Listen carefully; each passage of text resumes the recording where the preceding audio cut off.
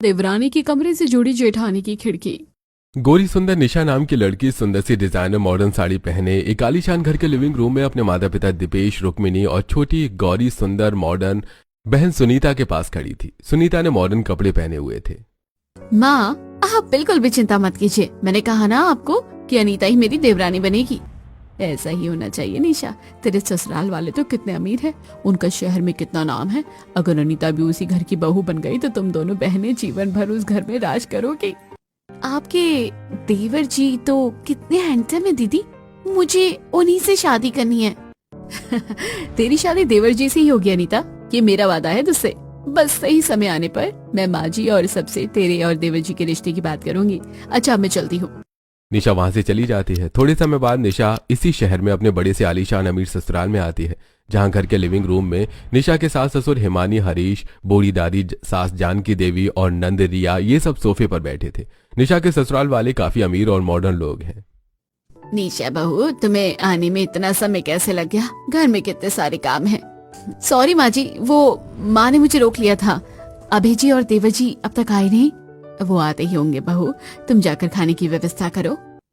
तभी निशा अपने ससुराल की आलीशान रसोई में आती है, जहां इलेक्ट्रिक चूल्हे और कई सारी ब्रांडेड चीजें थी। तभी निशा खाने की व्यवस्था करने में लग जाती है। मौका देखते ही आज ही सबसे बात करती हूँ ताकि अनीता और देवर जी की शादी जल्द से जल्द हो जाए। थोड़े समय बाद खाना बन जाता है। रात के समय निशा, उसके सास ससुर, दादी सास आनंद और निशा का पति अभय और देवर महेश ये सब घर के बड़े से डाइनिंग टेबल पर बैठे खाना खा रहे थे। निशा और उसके ससुराल वाले ओबेरॉय खानदान के लोग हैं। अभय और महेश ये दोनों भाई एक कंपनी में जॉब करते हैं। सुनिए जी, आज सवेरे मुझे शीतल मिली थी। वो मेरी बचपन की दोस्त है ना। वो अच्छा, उनकी बेटी सपना तो अब बड़ी हो चुकी होगी, है ना? शीतल बता रही थी कि वो अपनी बेटी के लिए एक लड़का ढूंढ रही है। वो कह रही थी अगर मेरी नजर में कोई अच्छा रिश्ता हो तो मुझे बताना। अब उन लोगों के हालात कुछ ठीक हुए कि नहीं, या अभी भी वो पहले की तरह गरीब ही है? पहले की तरह है माँ जी। हरीश जी, मैं सोच रही थी कि हम सपना को अपने घर की बहू बना ले। पर हिमानी, वो लोग हमारी बराबरी के नहीं हैं। हम लोग कितने अमीर लोग हैं और वो कितने गरीब लोग। क्या सोचेंगे हमारे बारे में कि हमने एक गरीब की बेटी को अपने घर की बहू बना लिया? अमीर गरीब से क्या होता है जी। सपना बहुत ही संस्कारी लड़की है। मुझे पूरा यकीन है कि वो हमारे महेश के जीवन में खुशी भर देगी। ये सुनकर निशा दंग रह जाती है। ये क्या हो रहा है? यहाँ तो देवर जी की शादी की बात चल रही है। अगर ऐसी बात है तो कल सपना के घर जाएंगे और महेश और सपना के रिश्ते की बात करेंगे। थोड़े समय बाद सब अपने अपने कमरों में थे। निशा और अभय अपने कमरे में थे। निशा के कमरे की एक दीवार पर एक खिड़की थी और उस खिड़की के उस पार महेश का कमरा था। दोनों के कमरे की दीवार एक ही थी। अभय जी, मुझे आपसे एक जरूरी बात करनी है। हाँ बोलो निशा, क्या बात करनी है तुम्हें? तभी निशा उठकर खिड़की के पास आती है और खिड़की खोलकर महेश के कमरे के अंदर देखती है तो महेश के कमरे में कोई नहीं था। अच्छा हुआ देवर जी कमरे में नहीं है। तभी निशा खिड़की बंद करके अभय के पास आती है। क्या बात है, बोलो तो सही निशा। अभय जी, मेरे मायके वाले ये चाहते हैं कि अनीता की शादी देवर जी से हो जाए। क्या? हाँ, और अब माँ जी देवर जी की शादी अपनी सहेली की बेटी के साथ करवाना चाहती हैं। आप बोलिए ना माँ जी को कि वो ऐसा ना करे। मेरी देवरानी मेरी छोटी बहन अनीता ही बनेगी। और आप तो जानते हैं ना मेरे मायके वाले कितने अमीर हैं और मेरी बहन भी कितनी सुंदर, पढ़ी लिखी, इंटेलिजेंट है। तो जब सब महेश के रिश्ते की बात कर रहे थे उसी समय तुम्हें सबके सामने ये बात बोलनी चाहिए थी ना। मैं डर रही थी ये बात बोलने से। ठीक है, तुम चिंता मत करो, कल सवेरे इस विषय पर मैं बात करता हूँ माँ से। अब दोनों सो जाते हैं। अगले दिन सवेरे निशा और अभय हिमानी के कमरे में आते हैं और अभय हिमानी को अनीता और महेश के रिश्ते की बात बताता है। नहीं अभय बेटा, हमारे पूर्वज जो चले गए हैं उनका कहना था कि कभी एक घर की दो बेटियों को अपने घर की बहू नहीं बनाना चाहिए, इसलिए अनीता की शादी महेश से नहीं हो सकती।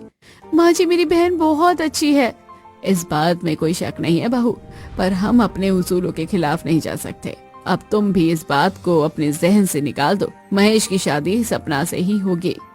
यह सुनकर निशा दुखी हो जाती है। थोड़े समय बाद पूरा परिवार इसी शहर में एक छोटे से घर में आता है, जहां हिमानी की सहेली शीतल, उसका पति और बेटी सपना थी। तभी दोनों परिवार वाले महेश और सपना के रिश्ते की बात करते हैं। सपना दिखने में काफी सुंदर और साधारण लड़की थी। कुछ दिन बाद महेश और सपना की शादी हो जाती है।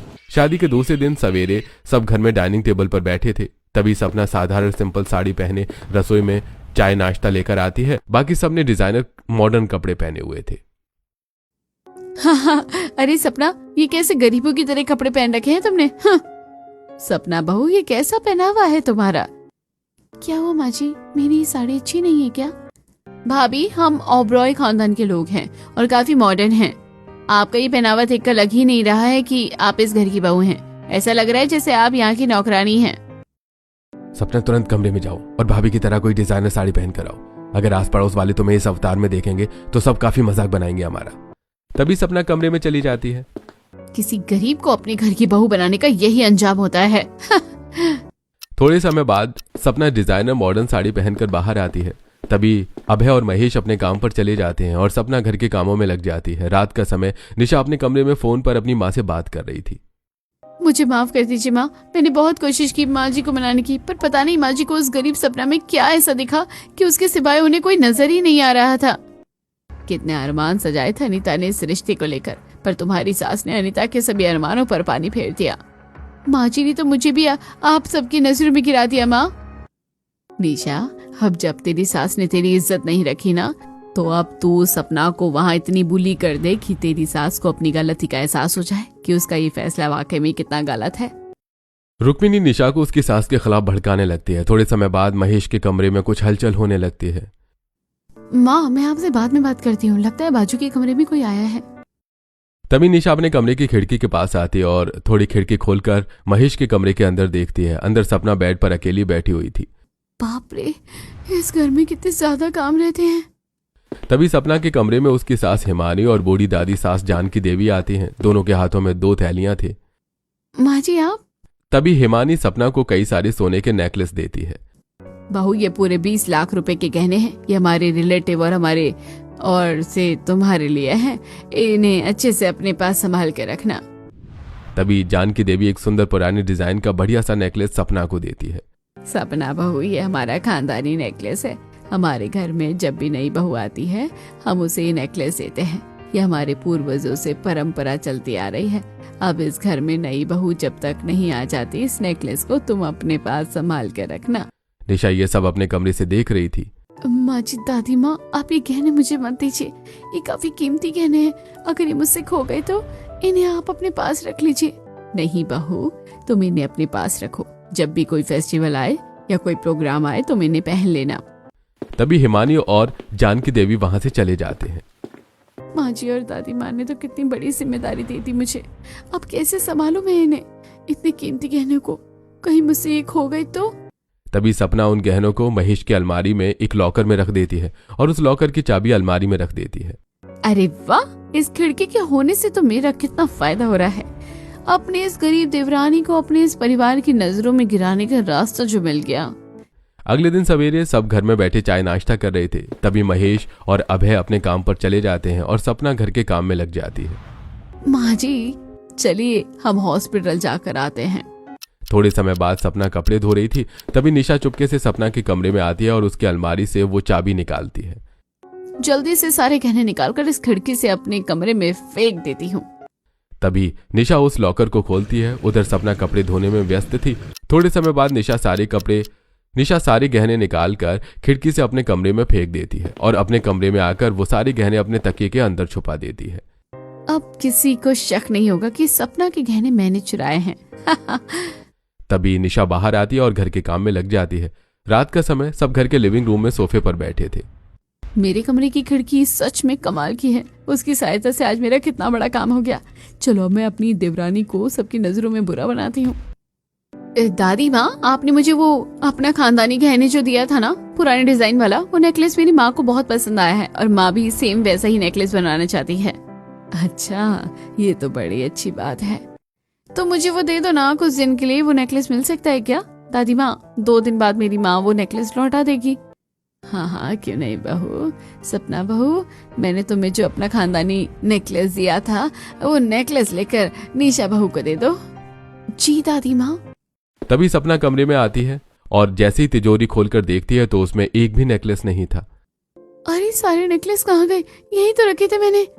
सपना पागलों की तरह पूरी अलमारी से वो नेकलेस तलाश करती है पर उसे एक भी नेकलेस नहीं मिलता।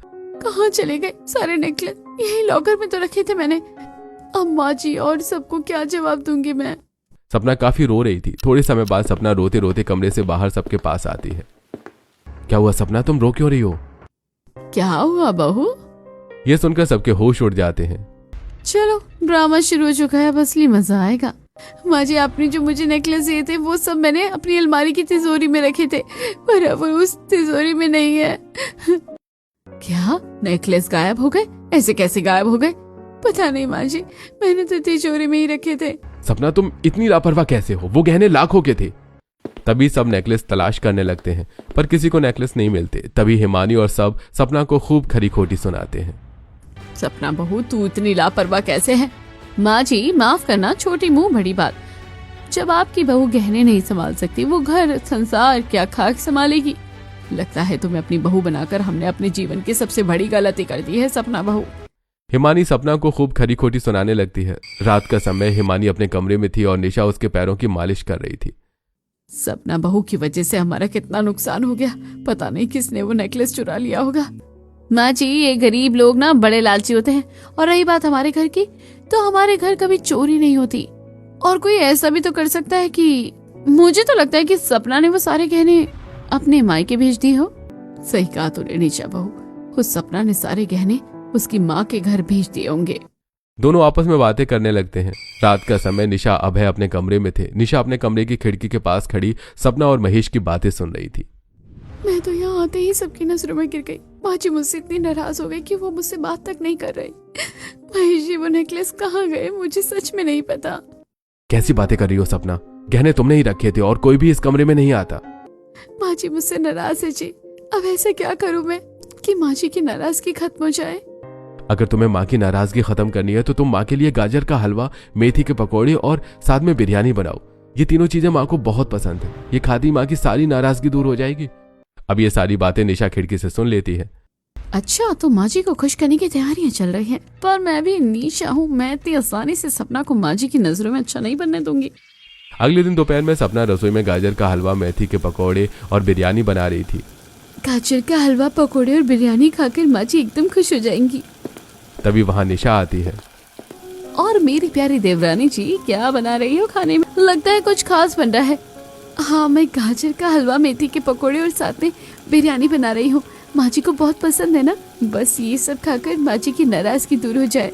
अच्छा, कोई नहीं, माँ जी की नाराजगी दूर हो जाएगी। तभी निशा बाहर चली जाती है। थोड़े समय बाद गाजर का हलवा, पकौड़े और बिरयानी बन जाती है। चलो ये सब तो बन गए। जेठ जी और महेश जी भी आते होंगे, जाकर डाइनिंग टेबल सजा देती हूँ। तभी सपना रसोई से बाहर आती है और डाइनिंग टेबल साफ करने लगती है। तभी निशा चुपके से रसोई में आती है। सपना, मैं तुझे माँ जी की नजरों में अच्छा बनने ही नहीं दूंगी। तभी निशा गाजर के हलवे में कई सारा नमक डाल देती है और पकौड़े और बिरयानी में पेट खराब होने वाली दवाई मिला देती है। अब मजा आएगा जब माँ जी खाएगी पेट खराब होने वाला ये खाना। तभी निशा बाहर चली जाती है। थोड़े समय बाद सब घर में डाइनिंग टेबल पर बैठे थे और सामने सपना का बनाया हुआ गाजर का हलवा, मेथी के पकौड़े और बिरयानी रखी हुई थी। अरे वाह, आज तो सारी चीजें हिमानी की पसंद की बनी है। क्या बात है निशा बाहू, आज किस खुशी में तुमने हिमानी की पसंद के पकवान बनाए? ससुर जी, ये सब मैंने नहीं बल्कि सपना ने बनाया है। ये सुनकर हिमानी गुस्से से आग बबूला हो जाती है। देख हिमानी बहू, सपना बहुत उससे प्यार करती है, उसने तेरी पसंद का खाना बनाया है। निशा बहू, मेरे लिए दाल रोटी बना दो। माँ जी मुझे माफ कर दीजिए, मैं आज के बाद ऐसी गलती नहीं करूंगी। माँ जी, सपना को माफ कर दीजिए, इसने इतने प्यार से आपके लिए ये सब बनाया है। इसकी खुशी के खातिर ये सब खा लीजिए। हाँ माँ, खा लीजिए ना। अरे हिमानी बहू ने इतने प्रेम से तुम्हारे लिए तुम्हारी पसंद का खाना बनाया है, खा लो इसे। तभी हिमानी और सब गाजर का हलवा खाने लगते हैं। वहीं गाजर के हलवे में नमक था। छी, ये हलवा तो नमकीन है, किसी काम की नहीं है। तू सपना बहू, हलवा कोई नमकीन बनाता है क्या? क्या नमकीन? पर मैंने तो हलवे में चीनी डाली थी, फिर ये नमकीन कैसे हो गया? कोई बात नहीं सपना, शायद जल्दीबाजी में तुमने गलती से चीनी की जगह नमक डाल दिया होगा हलवे में। माँ जी, बिरयानी और पकोड़े अच्छे बने हैं, आप ये खाकर देखिए। तभी सब बिरयानी और पकौड़े खाने लगते हैं। अब निशा नहीं खा रही थी। खाइए कि पेट खराब होने वाली दवाई मिलाकर खाना खाइए, इसे खाकर सबकी हालत खराब होने वाली है। सपना को अंदाजा भी नहीं था कि उसकी जिठानी उसके साथ इतना बुरा कर रही है। थोड़े समय बाद सब अपने अपने कमरों में चले जाते हैं। तभी हिमानी और हरीश के पेट में दर्द होना शुरू हो जाता है। अरे बाप रे, मेरे पेट में इतना दर्द क्यों हो रहा है? अरे मेरे भी पेट में अचानक दर्द हो रहा है। तभी दोनों शौचालय में चले जाते हैं। अब इसी तरह पूरे परिवार के सदस्य पेट दर्द की तकलीफ के कारण बार बार शौचालय आते जाते रहते हैं। थोड़े समय बाद सब घर के हॉल में बैठे पेट दर्द के कारण तड़प रहे थे। अरे ये क्या हो रहा है? अरे हमारे पेट में इतना दर्द क्यों हो रहा है? हरीश बेटा, तू तुरंत किसी डॉक्टर को बुला ला। तभी हरीश एक डॉक्टर को अपने घर बुलाता है। डॉक्टर सबका चेकअप करके सबको दवाई देता है। डॉक्टर साहब, अचानक सबकी ऐसी हालत क्यों हो गई है? आप लोगों ने जो खाना खाया है शायद उसमें पेट खराब होने वाली दवाई मिली थी, तभी सबकी ऐसी हालत हुई थी। क्या पेट खराब होने वाली दवाई? सपना, तुमने खाने में पेट खराब होने वाली दवाई मिलाई थी? नहीं नहीं जेठानी जी, मैंने ऐसा कुछ नहीं मिलाया था। इस सपना बहू ने तो हमारा जीना मुश्किल कर रखा है। पता नहीं किस मनूस घड़ी में मैंने सपना को अपनी बहू बनाया था। तभी सब सपना को फिर से खरी खोटी सुनाने लगते हैं। रात का समय, सपना अपने कमरे में बैठी रो रही थी। तभी वहां महेश आता है। सपना, तुम खाने में पेट खराब होने वाली दवाई क्यों मिलाई थी? महेशी, मैंने कुछ खाने में नहीं मिलाया था। मेरा विश्वास कीजिए, मुझे लगता है कि कोई जानबूझकर ये सब मुझे माँ जी की नजरों में नीचे गिराने के लिए कर रहा है, तभी मेरे साथ ये सब हो रहा है। ऐसा कोई क्यों करेगा भला सपना? तभी सपना की नजर खिड़की पर पड़ती है तो खिड़की आधी खुली हुई थी और वहां निशा खड़ी चुपके से दोनों की बातें सुन रही थी। जेठानी जी हमारी बात क्यों नहीं सुन रही हैं? भाभी माँ। तभी सपना के कमरे में रिया आती है और सपना को हिमानी की एक डिजाइनर कीमती साड़ी देती है। भाभी, माँ ने मुझे ये साड़ी इस्त्री करने के लिए दिया है, आप जरा ये साड़ी इस्त्री कर देंगी? मुझे अपना एक प्रोजेक्ट कंप्लीट करना है। माँ को कल अर्जुन किसी प्रोग्राम में जाना है। ठीक है रिया, मैं ये साड़ी इस्त्री कर देती हूँ। तभी रिया वहां से चली जाती है। तुम दुखी मत हो सपना, माँ का गुस्सा जल्दी शांत हो जाएगा। इतना कहकर महेश बाहर चला जाता है। तभी सपना हिमानी की साड़ी इस्त्री करने लगती है। अच्छा, तो सपना माँ जी की साड़ी इस्त्री कर रही है। चलो सपना को थोड़ा और बदनाम करते हैं। थोड़े समय बाद हिमानी की साड़ी प्रेस हो जाती है। तभी जानकी देवी की आवाज सुनकर सपना कमरे से बाहर चली जाती है। चलो, सपना बाहर चली गई। चलो जल्दी जाकर माँ जी की साड़ी खराब कर देती हूँ। तभी निशा सपना के कमरे में आती है और हिमानी की उस साड़ी पर गरम प्रेस रखकर वहां से अपने कमरे से भाग जाती है। थोड़े समय बाद रिया और सपना के कमरे में आते हैं तो कमरे में धुआं फैला हुआ था। ये धुआं कैसा? तभी दोनों साड़ी की ओर देखते हैं तो साड़ी पर गरम प्रेस रखी हुई थी और गरम प्रेस के कारण आधी साड़ी जल चुकी थी। ये देखकर दोनों के होश उड़ जाते हैं। हे भगवान, ये क्या हो गया? ये प्रेस साड़ी के ऊपर कैसे गिर गई? माँ जी की साड़ी तो जल गई। अरे बाप रे भाभी, माँ की ये साड़ी कैसे जला दी? माँ तो मेरा दम निकाल देगी। ये माँ की सबसे फेवरेट साड़ी थी। ये सब क्या हो रहा है मेरे साथ? क्यों मेरे साथ हर बार बुरा होता जा रहा है? मैं माँ को बोल कर आती हूँ, अब माँ जाने और आप जानो। तभी रिया हिमानी के पास आती है और उसे सारी बात बताती है। क्या? उस मनुष्य ने मेरी पसंदीदा साड़ी जला दी? उसे तो मैं घर से निकाल ही दूंगी। तभी हिमानी सपना को अपने पास बुलाती है। वहां परिवार के सभी सदस्य थे। महेश बेटा, इस पागल लड़की सपना को इसी समय इसके मायके छोड़ा। अब मैं इसे एक पल के लिए भी अपने घर में नहीं रहने दूंगी। ले जा इसको इसके मायके। नहीं नहीं माँ जी, ऐसा मत कीजिए, मुझे इस घर से मत निकालिए, वरना मेरे माता पिता मर जाएंगे। जब से तू यहाँ आई है तब से हमारा नुकसान पे नुकसान होता आ रहा है। अब हम अपना और नुकसान नहीं झेल सकते, इसलिए निकल जाए यहाँ से। मुझे माफ कर दीजिए माँ जी, मैं आगे से ऐसी गलती नहीं करूंगी। सपना हिमानी के सामने हाथ जोड़कर गिड़गिड़ाने लगती है। देख लीजिए माँ जी, अपनी गलती का अंजाम। बड़ा शौक था ना आपको इस गरीब को अपने घर की बहू बनाने का। जब से यहाँ आई है इसने हम सबको परेशान करके रख दिया है। अगर मेरी बहन की शादी देवर जी से हो जाती ना तो आज मेरी बहन इस घर में 4 चांद लगा देती। पर आपको तो पता नहीं क्यों ये सपना पसंद आ गई थी। सही कहा तूने निशा बहू, इस गरीब सपना को तो अपने घर की बहू बनाकर ही मैंने गलती कर दी है। काश मैंने तुम्हारी बात मान ली होती निशा बहू, तो मुझे आज ये दिन देखने नहीं पड़ते। माँ जी, ये बस आखिरी गलती समझकर मुझे माफ कर दीजिए। मैं वचन देती हूँ कि आज के बाद कभी गलती नहीं करूंगी। हिमानी बहू को माफ कर दो। सपना बहू, आगे से तुमसे कोई भी गलती नहीं होनी चाहिए, इस बात का तुम खास ख्याल रखना। जी ससुर जी। रात का समय सपना का अपने कमरे में थी। जो हो ना हो ये सब जेठानी जी ही कर रही है। वही मुझे माँ जी और सबकी नजरों में बुरा बना कर रख रही है। तभी महेश कमरे में आता है। सपना, मुझे तुमसे ये उम्मीद नहीं थी। महेश जी, मुझे लगता है ये सब जेठानी जी कर रही हैं। पागल हो गई हो क्या तुम? अपनी गलतियां भाभी पर क्यों थोप रही हो? मैं सच कह रही हूँ महेश जी, क्योंकि मैंने कई बार देखा है जेठानी जी रोज चुपके से इस खिड़की से मुझ पर नजर रखती है। अब आप ही सोचिए, अचानक घर से गहने कहाँ गायब हो गए। अगर मैं गहने मेरे मायके भेजती तो यहाँ कोई तो आता मेरे मायके से। उस दिन ना मैं अपने मायके गई, ना मेरे मायके वाले यहाँ कोई आए। फिर मैं कैसे गहने अपने मायके भेज सकती हूँ? और रिया ने जब मुझे माँ जी की साड़ी ला कर दी, तब जेठानी जी खिड़की के पास खड़े होकर हमारी सारी बातें सुन रही थी कि जैसे ही मैं कमरे से बाहर गई तभी माँ जी की साड़ी पर किसी ने माँ जी की साड़ी पर गर्म पेस्ट रख दिया। अब जेठानी जी की सिवा कौन हो सकता है यहाँ? अगर तुम्हारी बात सच है तो फिर हमें भाभी का सच सबके सामने लाना होगा। वो कैसे महेश जी? मेरे पास एक आइडिया है। महेश धीरे से सपना को कुछ बताने लगता है। थोड़े समय बाद निशा अपने कमरे में आती है तो बाजू वाले कमरे में सपना और महेश जोर जोर से बातें कर रहे थे। ये दोनों क्या बातें कर रहे हैं, जाकर सुनती हूँ। तभी निशा खिड़की के पास आती है और धीरे से खिड़की खोलकर अंदर देखती है तो सामने बेड पर सपना और महेश बैठे बातें कर रहे थे। सपना, ये पेपर अपने पास संभाल कर रखो, कल सवेरे मुझे ये पेपर ऑफिस में जमा करना है। ये मेरे नए प्रोजेक्ट के पेपर है और ये करोड़ों का प्रोजेक्ट है। ये किसी भी कीमत पर खोना नहीं चाहिए, वरना मेरी नौकरी चली जाएगी। कल सवेरे मुझे ये पेपर वापस दे देना। जी ठीक है, मैं इन पेपर्स को अलमारी में संभाल कर रख देती हूँ। तभी सपना उन पेपर को अलमारी में रख देती है। अब ये सब निशा अपने कमरे में देख लेती है।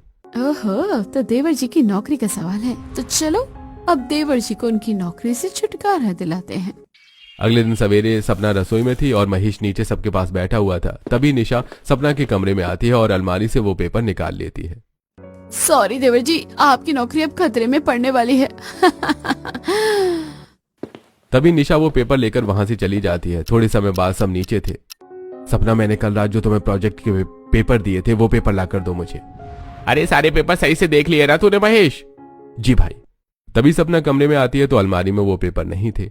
लगता है जेठानी जी ने अपना काम कर दिया है। तभी सपना नीचे आती है। महेश जी, कमरे में वो पेपर नहीं है। कल रात वो पेपर मैंने अलमारी में रखे थे, पर अब वो वहाँ नहीं है। वहाँ नहीं है तो कहाँ चले गए? मुझे लगता है वो पेपर जेठानी जी ने लिए हैं। ये क्या बोल रही हो तुम सपना? भला मैं क्यों पेपर बोलूंगी? सपना बहू, निशा बहू पर इल्जाम मत लगा। वो भला तेरे कमरे में क्यों जाएगी? वैसे ही जैसे भाभी आपकी साड़ी जलाने हमारे कमरे में आई थी। ये क्या बोल रहे हैं आप देवर जी? रुकिए भाभी, अभी पता चल जाएगा। तभी महेश सबको अपने मोबाइल से अपने कैमरे में लगे सीसीटीवी कैमरे का फुटेज दिखाता है जिसमें निशा सपना की अलमारी से वो पेपर निकाल रही थी। निशा बहू, ये सब क्या है? जेठानी जी, मैंने आपका क्या बुरा किया है? क्यों आप बार बार मुझे माँ जी की नजरों में बुरा बना रही हैं? पहले आपने मेरी बातें सुनकर खाने में पेट खराब होने वाली दवाई मिलाई, फिर मेरे गहने चुराए, और अब ये ऐसा क्यों किया आपने जेठानी जी? निशा बहू, क्यों किया तूने ऐसा? मुझे माफ कर दीजिए माँ जी, मैं अपनी बहन को इस घर की बहू बनाना चाहती थी, इसलिए मैं सपना को यहाँ से सबकी नजरों में बुरा बना रही थी। मुझे माफ कर दीजिए। मुझे तो विश्वास ही नहीं हो रहा कि निशा बहू तुम ऐसा कर सकती हो। बस बहुत हुआ। निशा, हरीश जी, अगर ये दोनों बहुएं साथ रहेंगी तो उनके साथ यूं ही जीवन भर बहस होती रहेगी। इससे अच्छा तो इन्हें अलग ही कर देते हैं। अबे तुम निशा बहू को लेकर इस घर से चले जाओ और दोनों कहीं अलग रहकर अपना जीवन बिताओ। नहीं माँ जी, ऐसा मत कीजिए। मैं आज के बाद ऐसी कोई गलती नहीं करूंगी माँ जी। मुझे इस घर से मत निकालिए।